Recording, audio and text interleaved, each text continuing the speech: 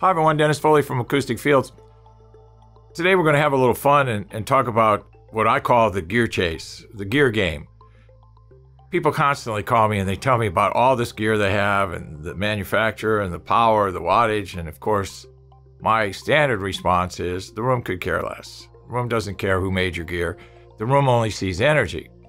So I just see this passion, this chase, to get gear. Get the best gear you can, get this amplifier, get this speaker, get this DAC, whatever the equipment is. People just have this drive and this push to get the gear. And it doesn't really matter what it is. I think a better approach is to kind of slow down and don't strive right away when you're building a new facility to get the best of everything. Just go middle of the road. We know where the price points are breaking for amplifiers and DACs and stuff like that, where you have to spend at least, let's say, $2,000 to get a good DAC or $2,500 to get a good DAC. That's fine, but don't, go crazy and buy all this other stuff that you don't need right away. Just buy the basics, the amps, the speakers, the DACs, workstation and stuff like that you need.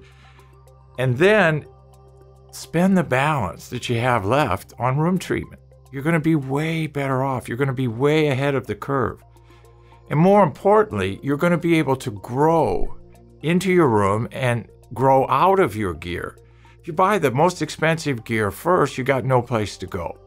And you're going to pay a lot of money for an incremental increase in performance that you may or may not be able to hear in your room. So buy middle of the road stuff that works well, that's reliable. Take the difference that you have left in money and treat your room. It'll improve the resolution of your gear.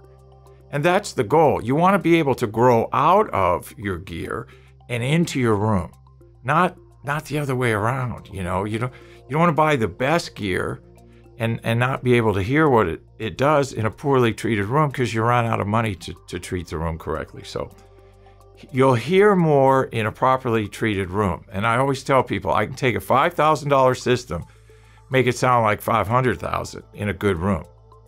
But you could take a $500,000 system and it'll sound like $5,000 in a bad room.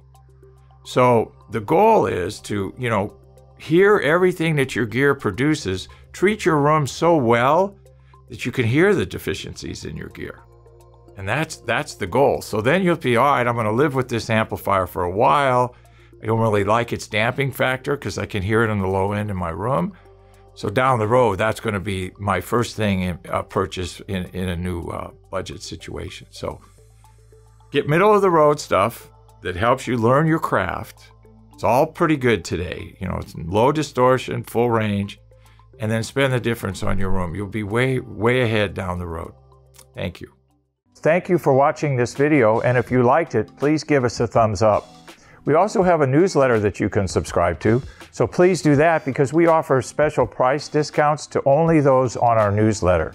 And then don't forget about our forum. We have started a forum on our own website where people ask questions, and I usually get a chance every couple of days to look at it.